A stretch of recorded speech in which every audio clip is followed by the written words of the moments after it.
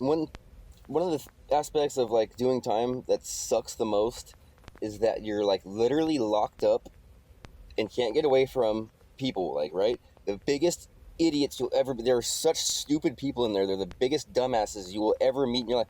There's some really smart people in there too, but like, there's a lot of dumbasses who you would never ever otherwise associate with. The dumbest fucking shit for brains morons you'd ever encounter. And if you're ever like in a position of like leadership, like I was a couple times, it sucks because you have to deal with these fucking morons. Like one time, this dude asked me. He's like, this Mexican dude. He's like, hey, so what are you in here for, Matt? I said, oh, I just caught a gun case. And he goes, a gun case? I'm like, yeah, I'm in here for a gun case. And he goes, so it's illegal to own a gun case?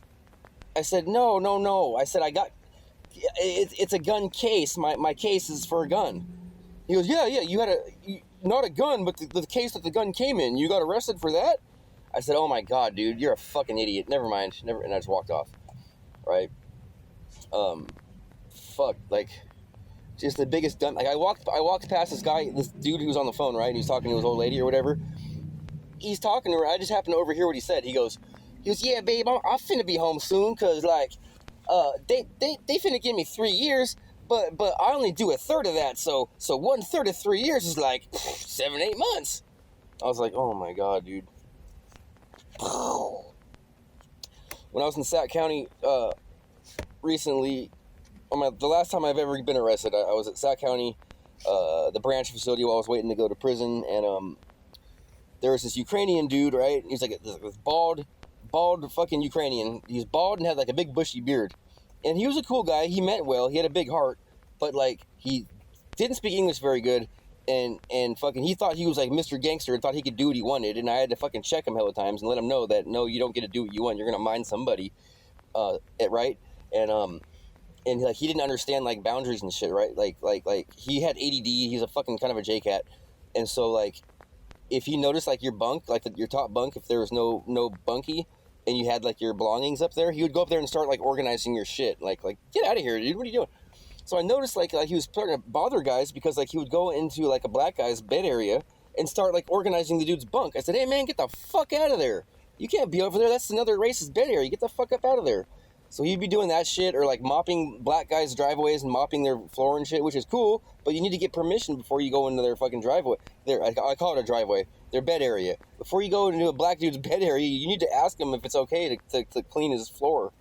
You know, just shit like that. And fucking, you know, he would go around and do these little deals with people and piss people off because like he'd either renege on the deal or there was some kind of misunderstanding.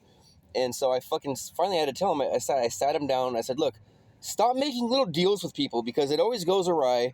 And fucking, you're always the center of like arguments and controversy. So no more deals. He goes, I am Ukrainian gangster. I show you my paperwork. I am here for attempted murder. I said, I don't give a fuck who you are or what you're in here for. You're not going to be doing this shit. If you do any more little deals with anybody, if I find out, you're going to get your fucking ass beat. I am Ukrainian gangster. I said, I don't give a fuck. Fucking stupid ass.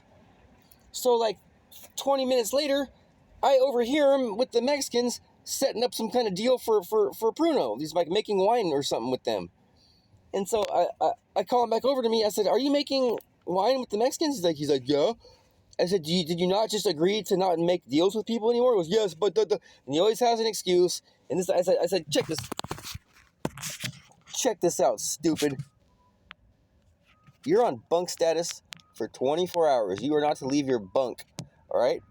If you don't want to do that, then you can go in the shower and you can get 23 seconds. I'm gonna send 3 guys in there and they're gonna beat you up for 23 seconds. Okay? So you can choose one of those 2 things. And if you don't like what I'm saying, I'll give you a one-on-one in the shower right now. And he thought about it. He goes, okay, I sit on bunk. And the fucking poor guy, he would just sit on his bunk and fucking sulk like a kid on timeout.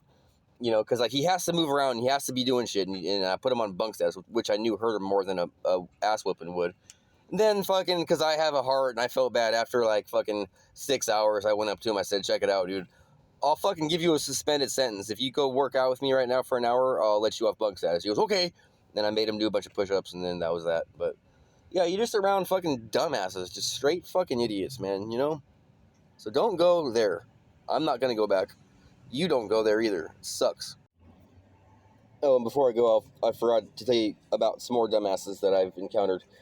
One time I was on the prison bus going out to a joint that was in Southern California, and we were driving through, I think it was like the Palm Springs area, and you know how there's all those windmills out there, those wind turbines? There's these two, like, old, ignorant black dudes that were sitting behind me, right, on the bus, and one of them goes, Say, what them big-ass fans for? What them big-ass fans do? And his partner goes, Hey, it's the desert, you dummy, it's hot. That's for circulating air.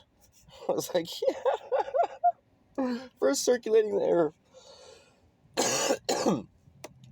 I mean, like, it's sad. Like, it's sad. A lot of the guys in there, like, they don't have, they dropped out of school, like, in the 4th grade. Like, you know what I mean? Like, they can't spell, can't read. Like, there's actually grown men in there that can't read. I remember this one dude he asked me to read him letters from his wife. I'd have to read the letter to him because he didn't know how to read.